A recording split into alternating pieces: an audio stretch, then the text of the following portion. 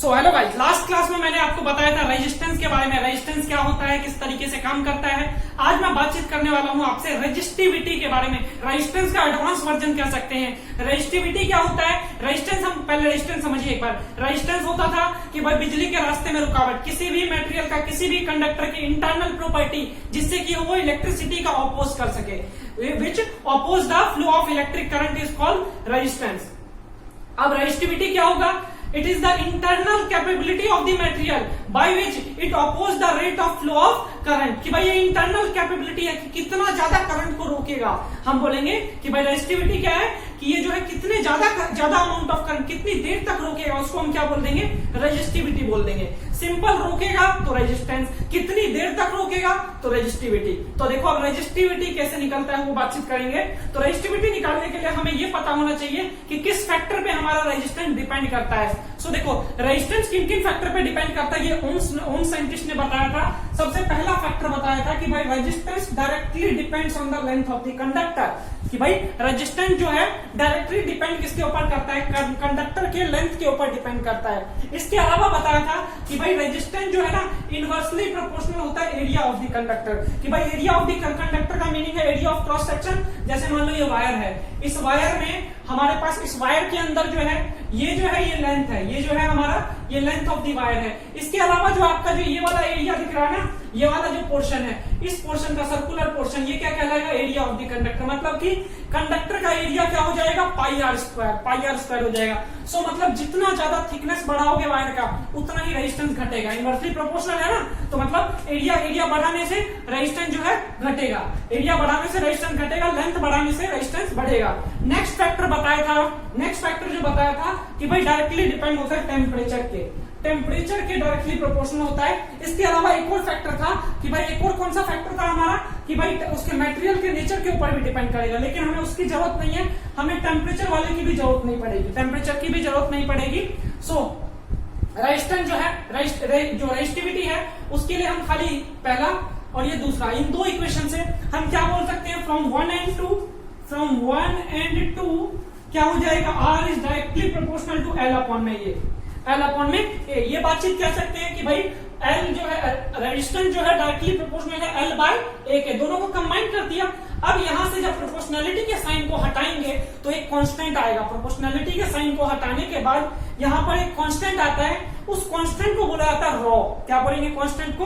Raw. So we can say that R is equal to rho L by A। अब ये जो symbol आप देख रहे हैं ना, इसको P जैसा जो दिख रहा है, इसको बोलेंगे रॉ। ये क्या है? सिंबल रॉ है। इसी को बोला जाता है रेजिस्टिविटी। रॉ को ही क्या बोला जाता है? रेजिस्टिविटी। तो ये सिंबल क्या है? ये सिंबल जो है आपका, इसको बोलेंगे रॉ।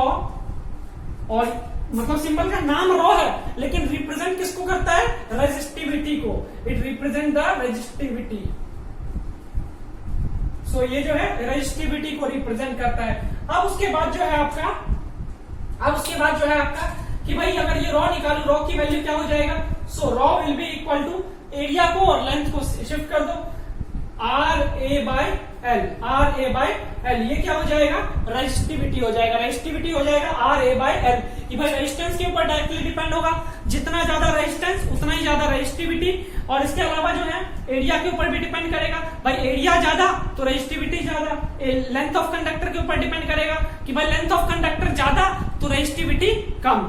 ये होता है। और ये इसके अलावा ना टेम्परेचर के ऊपर डिपेंड नहीं होता। रेजिस्टिविटी आप याद रखिएगा, टेम्परेचर के ऊपर रेजिस्टिविटी डिपेंड नहीं रहेगा। आपसे पूछा जाता है क्या टेम्परेचर पे डिपेंड करता है? तो रेजिस्टिविटी टेम्परेचर के ऊपर नहीं करेगा। Resistivity nature of the material के ऊपर डिपेंड कर सकता है। अगर मटेरियल चेंज कर रहे हैं तो रेजिस्टिविटी चेंज होगा, मटेरियल चेंज नहीं कर रहे हैं तो रेजिस्टिविटी चेंज नहीं होगा। अब आपसे क्वेश्चन आ जाता है इसके ऊपर।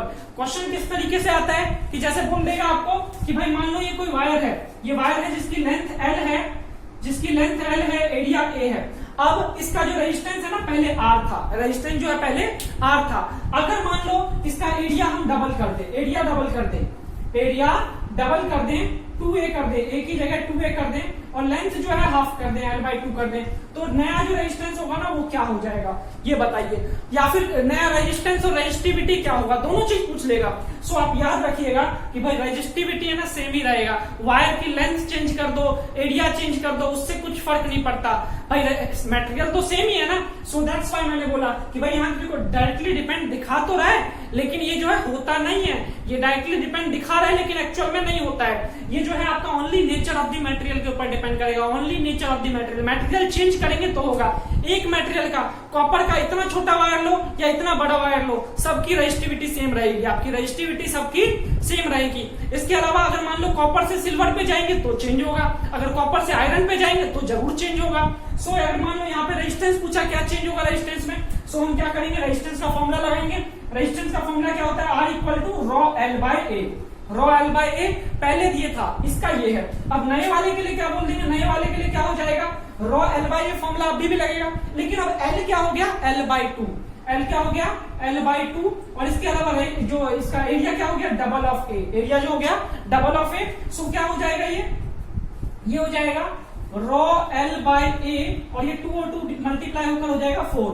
तो ये देखो हम इसको क्या लिख सकते हैं, ये जो हमारे पास जो रॉ L/A आया है इसको हम R लिख सकते हैं ना, इस वाले को इस वाले की जगह R लिख सकते हैं। सो नया रेजिस्टेंस क्या आ गया, R' equal to R/4, R/4 ये हो जाएगा नया रेजिस्टेंस। मतलब कि भाई लेंथ घटाने से रेजिस्टेंस घटता है, ये आपने देखा था, लेंथ के ऊपर डायरेक्टली डिपेंड है। लेंथ बढ़ाएंगे तो रेजिस्टेंस बढ़ेगा, लेंथ घटाएंगे तो रेजिस्टेंस घटेगा। यहाँ पे लेंथ घटा दिया इसलिए रेजिस्टेंस घट गया, और एरिया हमने बढ़ाया इस वजह से रेजिस्टेंस घट गया, लेकिन रेजिस्टिविटी पे कोई इफेक्ट नहीं पड़ेगा। क्वेश्चन में साफ साफ लिखा रहता है कि भाई रेजिस्टिविटी भी बताओ, तो बच्चे कंफ्यूजन में भाई कुछ भी लिख देते हैं। तो भाई याद रखना मटेरियल चेंज करने से रेजिस्टिविटी चेंज होगा, बाकी बात जो मर्जी चेंज कर लो, दुनिया इधर की उधर हो जाएगी लेकिन रेजिस्टिविटी चेंज नहीं होगा। सो ये होता है रेजिस्टिविटी का नेचर। सो मैंने आपको इस क्लास में रेजिस्टिविटी समझाने की कोशिश किया, इससे लास्ट क्लास में रेजिस्टेंस बताया था। अगली क्लास में जो है रेजिस्टेंस का कॉम्बिनेशन बताऊंगा कि भाई सीरीज में कैसे काम करता है, पैरेलल कॉम्बिनेशन में कैसे काम करता है। तो आज के लिए इतना ही रखते हैं, फिर मिलेंगे अगली सभा में।